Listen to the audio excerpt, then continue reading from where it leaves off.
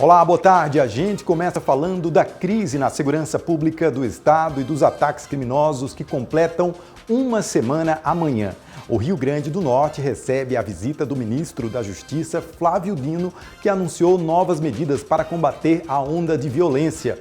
O ministro disse que vai disponibilizar para o Estado 100 milhões de reais em recursos e que a convocação do Exército não é necessária. Esse apoio federal, ele não tem limites nem de quantitativo, nem limites temporais, ou seja, mesmo com a amenização e o controle progressivo da crise, nós teremos a permanência desse contingente da Força Nacional.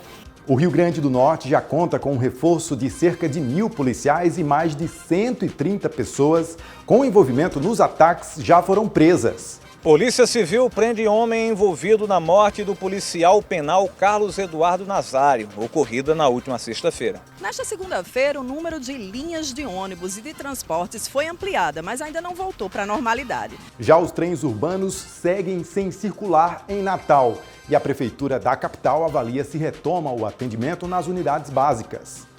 Neste domingo, novos ataques foram registrados. Em Natal, uma base da PM foi alvo dos bandidos em Neópolis e uma granada foi jogada por bandidos e precisou ser detonada pelo batalhão de choque da Polícia Militar na Zona Norte.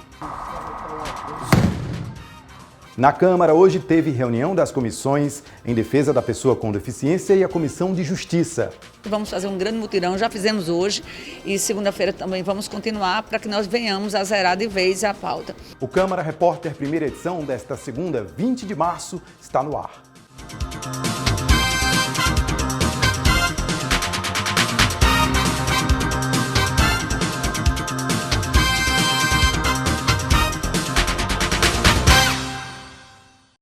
Prestes a completar uma semana da crise na segurança pública, alguns serviços, como transporte e saúde, seguem comprometidos.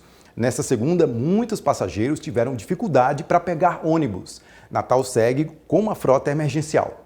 Nesta segunda-feira, o número de linhas de ônibus e de transportes foi ampliada, mas ainda não voltou para a normalidade. Nós estamos aqui numa parada de ônibus no centro de Natal, na Avenida Rio Branco, e vamos falar com um dos usuários, para saber como é que está sendo essa segunda-feira. Alexandre, fala um pouquinho para a gente se você está tendo dificuldade de pegar ônibus hoje, como é que está sendo, você está esperando faz tempo? Faz bastante tempo que eu estou aqui esperando e o ônibus que eu estou esperando já faz mais de meia hora e não passou nenhum ainda. Para onde você está indo hoje? Qual o ônibus que você está esperando? Estou esperando Nova Parnamirim, mas ainda não passou. Em outra parada no centro da cidade, as pessoas também estão tendo dificuldade de pegar o transporte. Muitas delas optando por pegar um transporte alternativo. Vamos falar com outros passageiros, outros usuários de transporte coletivo aqui. É muita dificuldade porque demora muito, sabe? Tem poucos ônibus, que está rodando. Até às 19 horas de hoje, 23 linhas estarão funcionando em caráter emergencial. São elas a 07, 08, 21, 22, 29, 33, 38, 43, 50, 59, 60, 63, 73, 77, 79, 15, 70, 35, 27, 46, 51, 52 e 54. Já o sistema de trens continua com a circulação suspensa. Os trens seguem com a circulação temporariamente suspensa aqui em Natal. A Companhia Brasileira de Trens Urbanos está monitorando os acontecimentos criminosos que acontecem há 6 dias no estado, para assim que houver condições restabelecer o serviço. Na última quarta-feira, uma das estações da CBTU foi atacada e obstáculos foram colocados sobre a via férrea. De acordo com a companhia, os atos colocam em risco a segurança dos colaboradores, assim como a dos usuários dos trens urbanos. Durante a manhã, o secretário de Saúde de Natal, George Antunes, se reuniu com a secretária de Defesa Social, a delegada Sheila Freitas, para definir o funcionamento das unidades básicas de saúde. Até o fim da manhã ainda não havia uma definição e a gente vai continuar acompanhando para saber quando o serviço básico de saúde deve ser normalizado em Natal. E o ministro da Justiça, Flávio Dino, está na capital para anunciar novas medidas para combater a crise.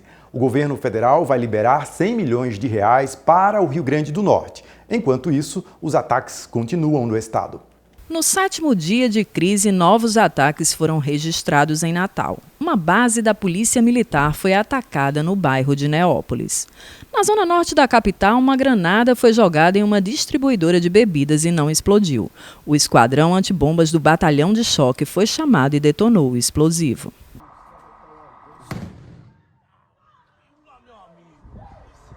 O ministro da Justiça e da Segurança Pública, Flávio Dino, veio a Natal para acompanhar a crise. Ele se reuniu com a governadora e com o Gabinete de Gestão Integrada de Segurança Pública. Diante dos recentes ataques, o ministro afirmou que um efetivo de aproximadamente 700 integrantes da Força Nacional foi disponibilizado e deverá permanecer por mais algumas semanas no estado. Nós estamos hoje com aproximadamente 700 integrantes das Forças Federais e da Força Nacional apoiando o sistema estadual do Rio Grande do Norte.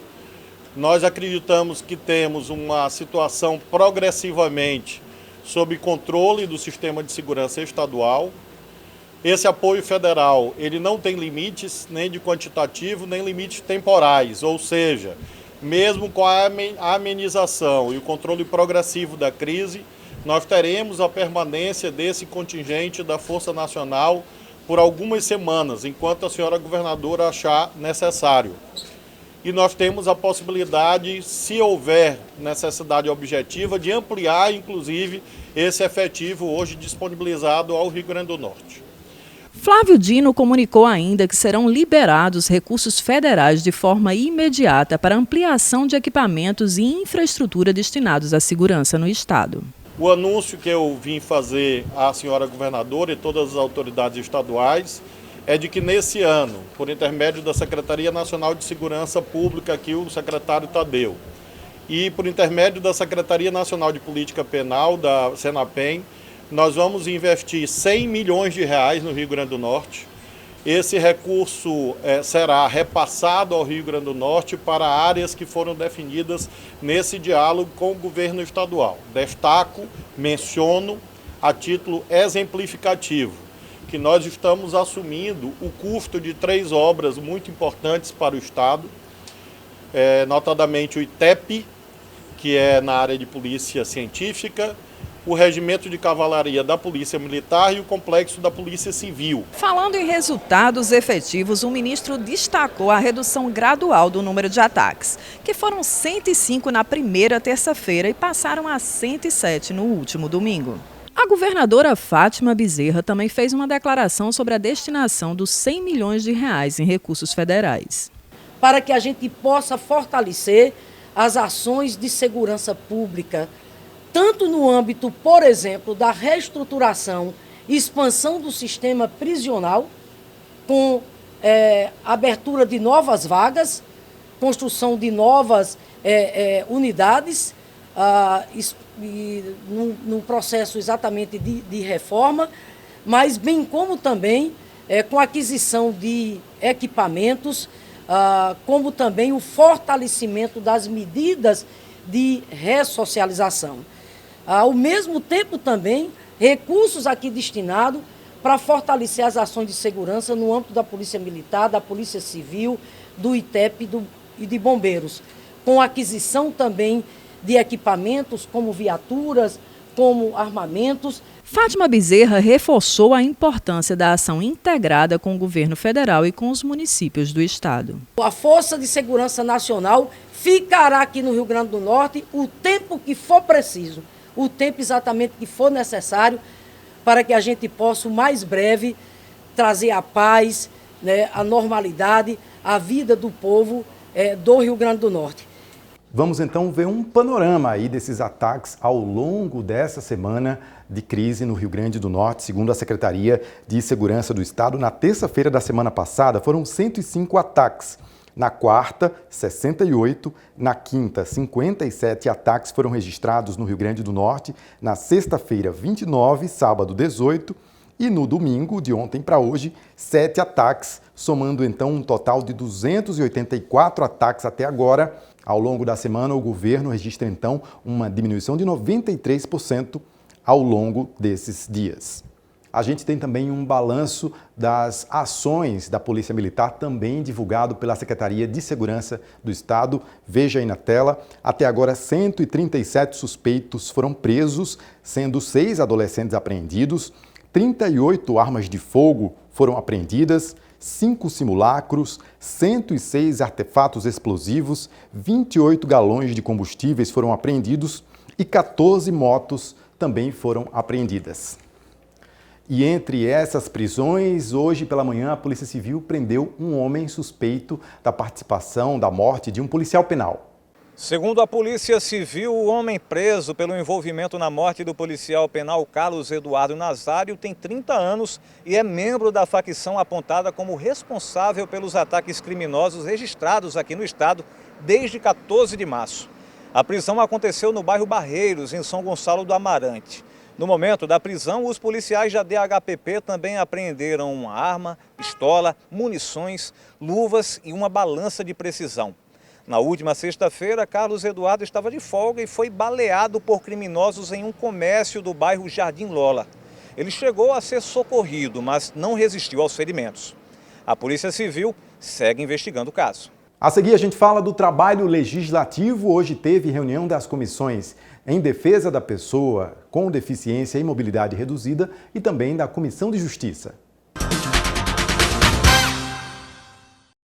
Uma história de amor e dedicação. O Instituto Juvino Barreto completa 80 anos de trabalho no Rio Grande do Norte. Dedicação aos idosos, um novo despertar para a vida, o amor que renasce no lar.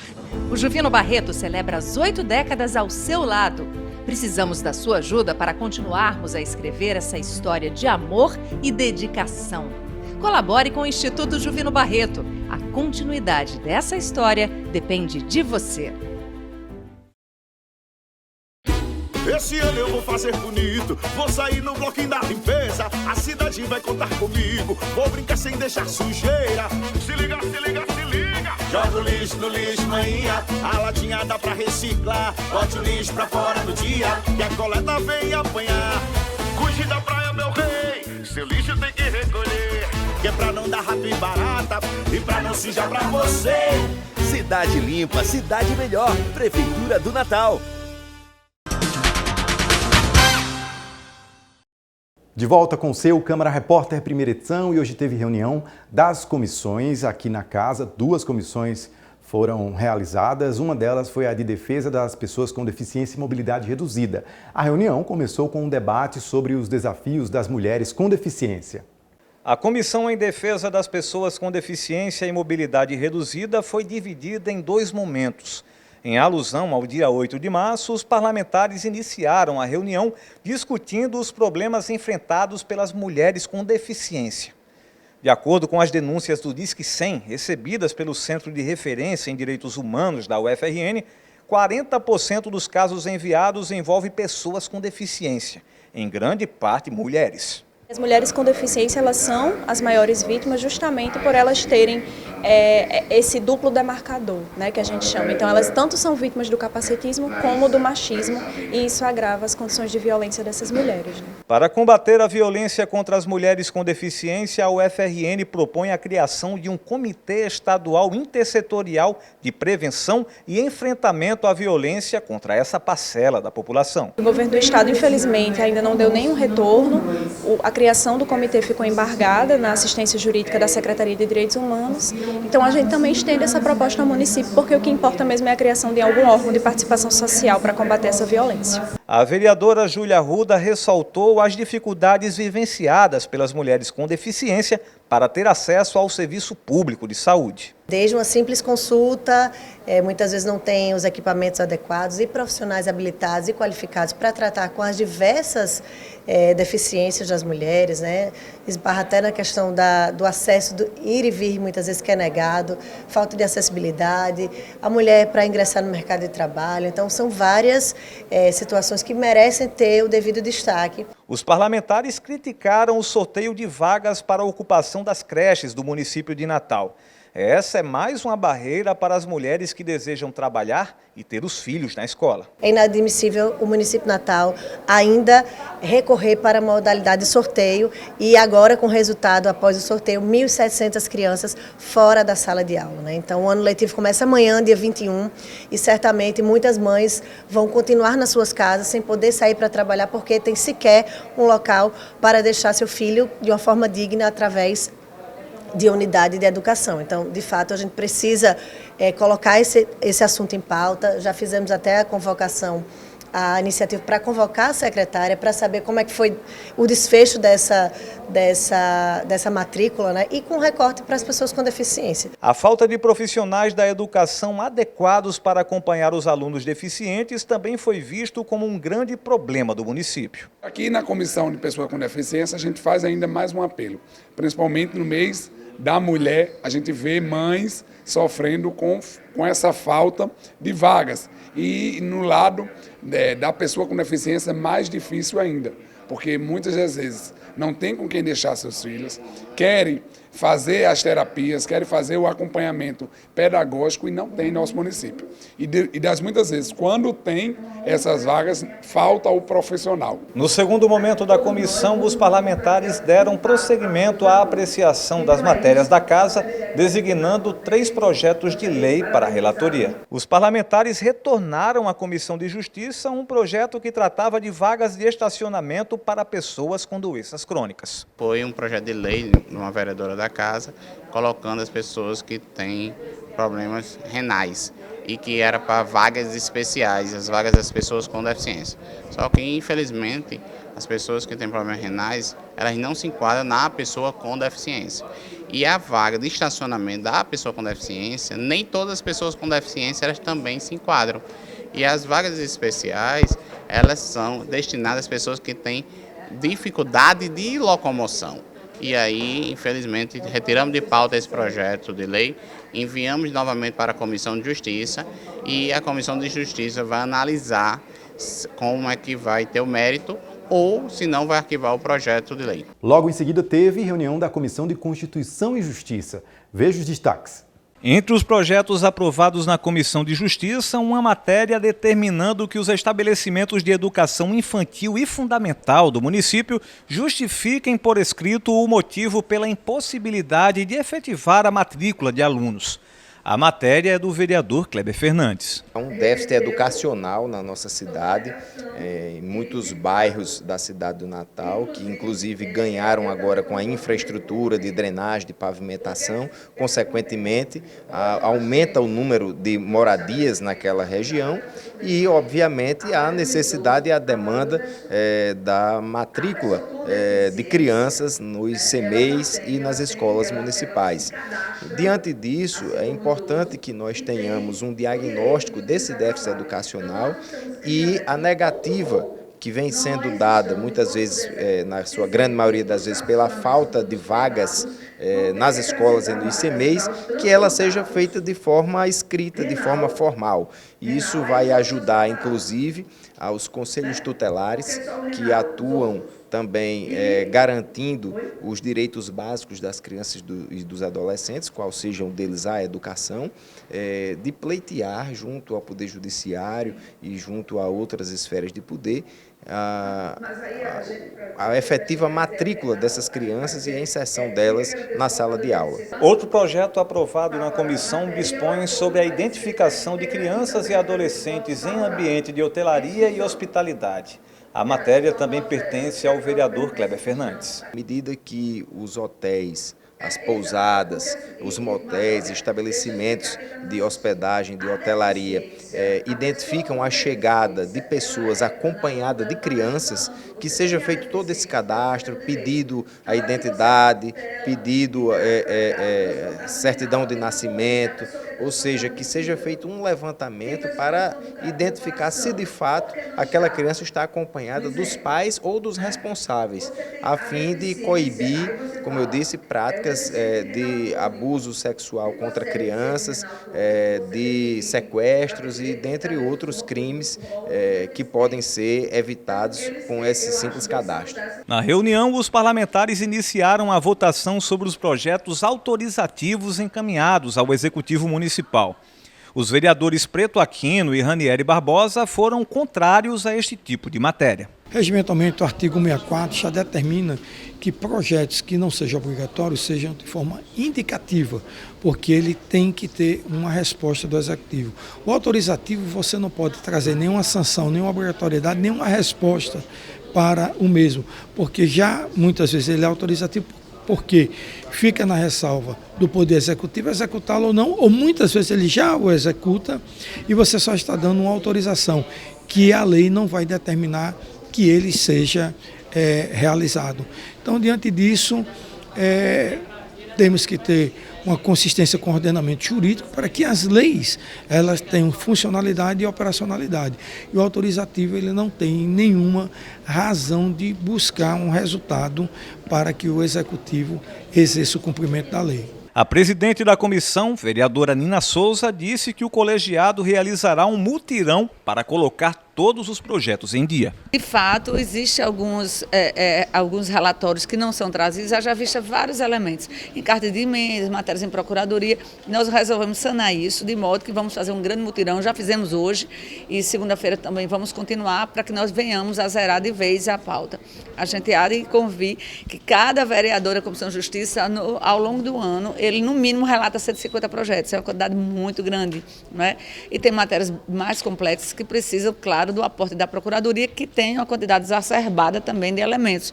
Isso faz com que haja algum atraso, mas estamos corrigindo isso. A gente fica por aqui. Mais notícias no Câmara Repórter, segunda edição, mais tarde, com Larissa de Souza. Obrigado pela sua companhia, valeu, até amanhã.